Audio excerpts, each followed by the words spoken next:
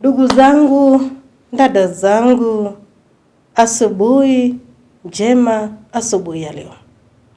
Mko aje? Bwana Yesu na asifiwe. Je, mko wazima wa afya? Ninatumai kwamba mnasherehekea tu ushindi wa Mwenyezi Mungu. Mnazidi na kuona ukuu wa Mwenyezi Mungu. Maana kuamka katika uso wa dunia kwa siku ya leo, ambapo tunasema kwamba ni siku ya pili ya huu mwaka ambao tuliweza na kuingia mwaka wa 2026. Tunamshukuru tu Mwenyezi Mungu. Maana ni Mungu tu angefanya yoyote ambayo ameweza na kutufanyia juu yetu katika maisha yetu.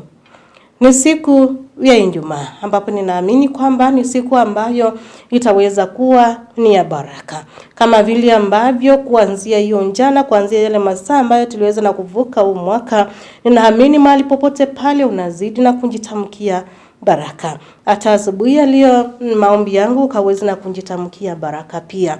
Karibu sana katika kipindi cha Manyunyu ya Baraka. Tuendelee na kubarikiwa pamoja na mtumishi wa Mwenyezi Mungu ambaye ni Pastor Mary Kamau kutoka kanisa la ABC Kiatineni Pastorate Machakos Sub-Headquarters.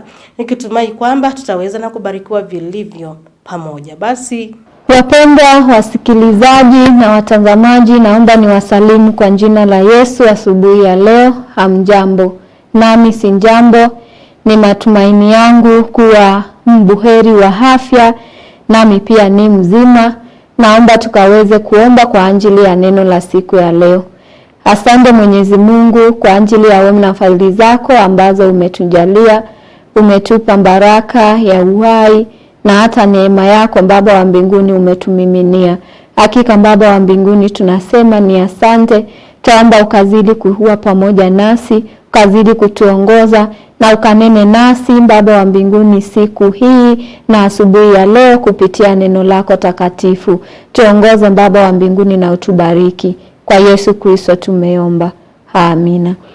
Tunaendelea na mada kuu ambayo ni Mungu aanza kufanya jambo jipya, ama anaenda kufanya jambo jipya kwetu au kitu kipya. Isaya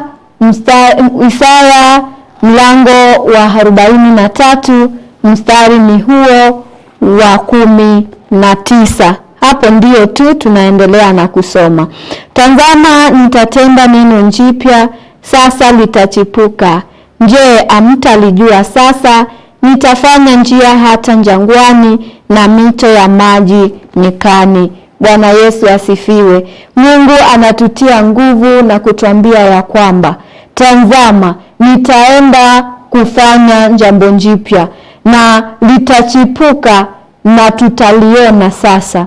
Na pia anasema nitafanya njia hata jangwani na mito pia nyikani. Kwa hivyo tujue Mungu ni Mungu wa ukuu, na Mungu ni Mungu anayetimiza ahadi, na Mungu ni Mungu ambaye akisema atatuongoza, atatuongoza. Akisema atatushika mkono, kwa maana anatimiza ahadi. Kwa hivyo tujue ya kwamba siku ya leo ni siku ya kuchukua hatua katika huu mwaka mpya, ama tujue kuna hatua ambazo tunapaswa kuchukua mwakani ama tunapoanza mwaka, kwa maana mwaka tayari umeanza.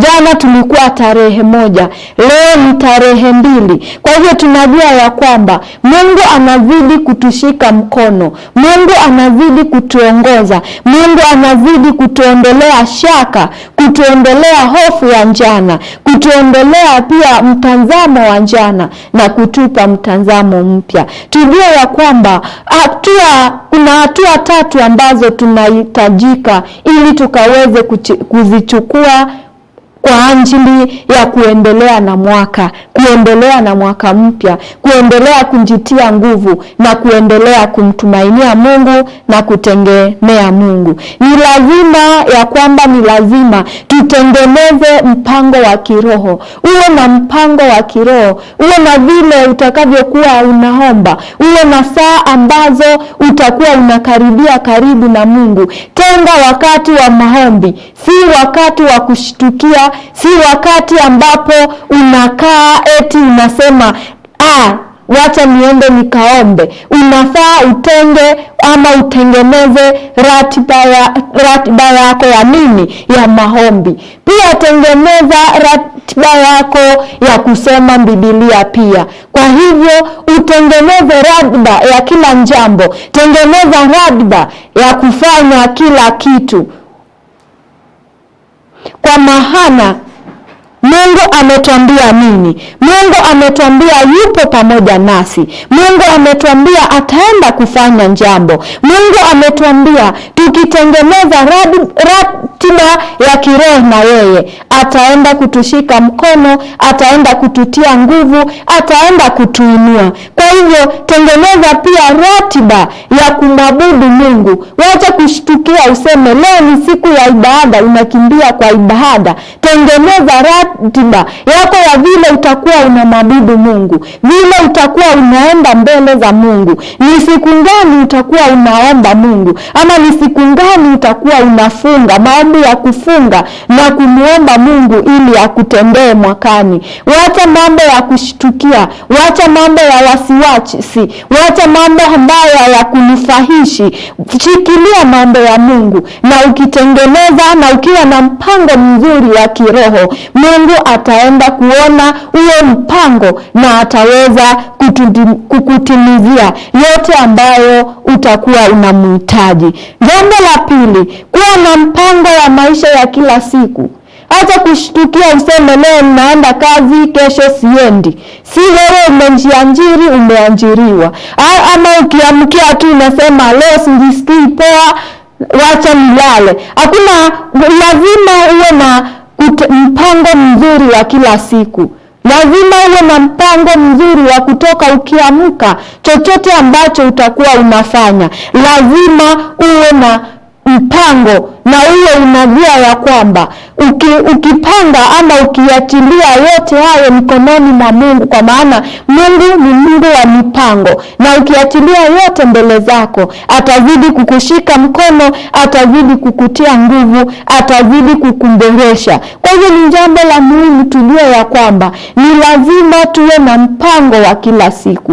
Ukiwa na mpango, ujue jinsi unavyoitakiwa kukaa, jinsi tunavyoitakiwa kujiboresha, jinsi tunavyoitakiwa pia kujenga uhusiano mzuri. Ni lazima ukiwa na wenzako ukae maisha ya kuheshimu wengine, ili nao wakaweze kukuheshimu. Hiyo ni mipango ya kila siku. Ni lazima pia uwe unajiboresha wewe, ili wengine wakaweze kujua ya kwamba maisha yako inaendelea sawasawa na mapenzi ya Mungu. Zaidi ya yote, lazima ujue ya kwamba ni lazima uwe na uhusiano mzuri na watu wale wengine, labda marafiki zako, majirani wanaokuzingira, na wote lazima uwe na uhusiano mzuri. Kwa hivyo tujenge uhusiano mzuri, tutengeneze mpango wa kiroho, na pili tutengeneze mpango wa maisha ya kila siku, na Mungu ataweza kuwa pamoja nasi. Jambo la tatu, kuachilia yasiyokujenga. Lazima uyaache ambayo hayakusaidii. Lazima tuyatupilie mbali ambayo yanatuumiza, ambayo hata hayatujengi, ambayo hata hayatuboreshi kimaisha. Lazima tuyatupilie mbali, na tujue ya kwamba tukiyatupilia mbali, Mungu atatenda jambo jipya, na Mungu atatujaza Roho wake Mtakatifu, na zaidi ya yote tutazidi kuimarika kiafya, kimwili, kiroho, na zaidi ya yote Mungu atazidi kutushika mkono. Kwa hivyo ni lazima ujue huu mwaka lazima uachane na marafiki wabaya ambao walikupoteza, ambao walikuharibia muda. Lazima uachane, ni lazima tuachane na wao.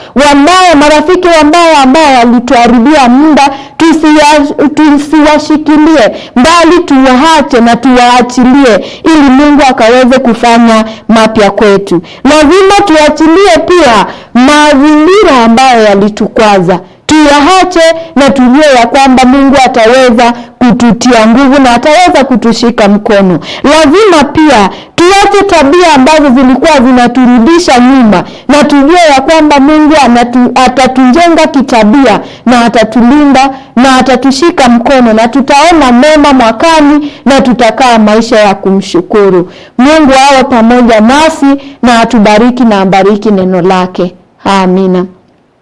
Tuombe. Asante Mwenyezi Mungu kwa ajili ya neno lako. Asante Baba wa mbinguni kwa maana umetuwezesha. Asante Baba wa mbinguni kwa maana unazidi kutushika mkono na kututia nguvu.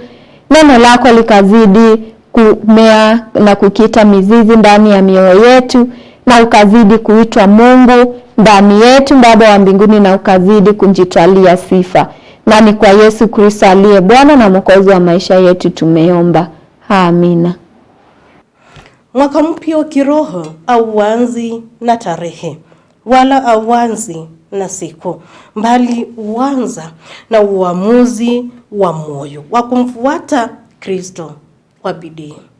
Tutie bidii huo mwaka kumfuata Kristo. Na pia kuna yale ambayo mtumishi wa Mwenyezi Mungu ameweza na kutufundisha. Na sasa ningeomba tu nikaweza na kukuatia na points tu kadhaa zile ambazo tunafaa tukizifuata vile ambavyo tumeweza na kufundishwa huu mwaka, hakika tutaweza na kufaulu. Tutafakari mwaka uliopita. Angalia changamoto zilikuwa zipi. Ni jambo gani ambalo uliweza na kuianzisha na ukuweza na kuikamilisha? Kipi ambacho kiliweza na kutokea hapo katikati ukaweza na kukwama? Ile ndoto ambayo ulikuwa nayo mwaka uliopita, kipi ambacho kiliweza na kufanya hiyo ndoto isije ikakamilika?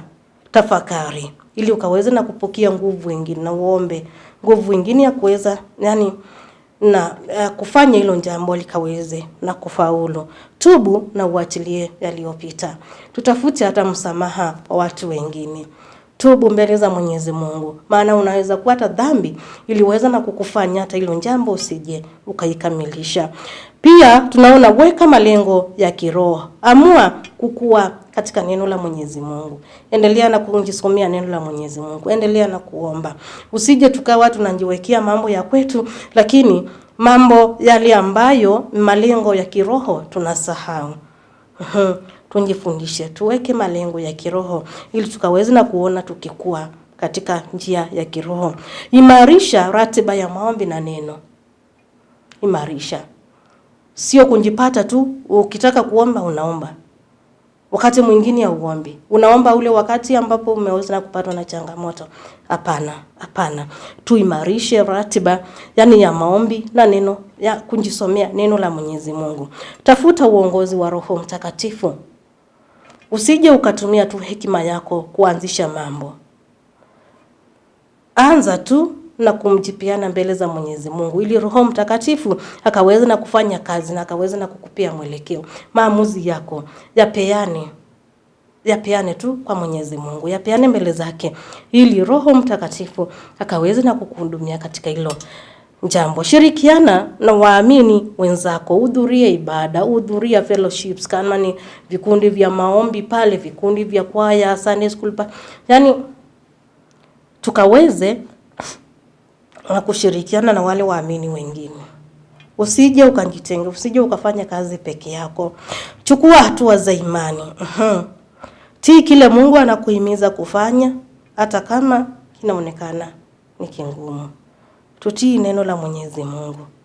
Tuwe na imani. Huu mwaka kuanzia sasa imani yetu ikazidi na kukua siku baada ya nyingine. Dumisha shukrani na utii. Shukuru tu Mwenyezi Mungu. Acha kuona kwamba umeweza kukamilisha hili, unjipige tu kifua na kuona kwamba ni wewe umeweza na kukitekeleza. Hapana. Nguvu za Mwenyezi Mungu. Tumshukuru kila wakati. Uamuzi wa moyo tumeweza na kuona kwamba ndio unatuwezesha kuwa na roho ya kuingia hata mwaka mpya. Maana mwaka mpya haufunguliwi au uanzi na tarehe, bali uanza na uamuzi wa moyo. Umejiamulia nini huu mwaka? Pastor, tumeshukuru sana, ni kwa sababu ya mafundisho mema. Mungu na akubariki. Mungu wa pamoja nawe na azidi na kukuongezea. Kwa ndugu zetu ambao huenda katika nyumba za ibada kwa siku ya leo, Mungu wa pamoja nanyi, Mungu akawaongoze. Kwa wewe mpenzi mtazamaji, mahali popote pale unatupata ukiwa, mahali popote pale utashinda ukiwa, Mungu wa pamoja nawe, Mungu akutangulie. Bye bye.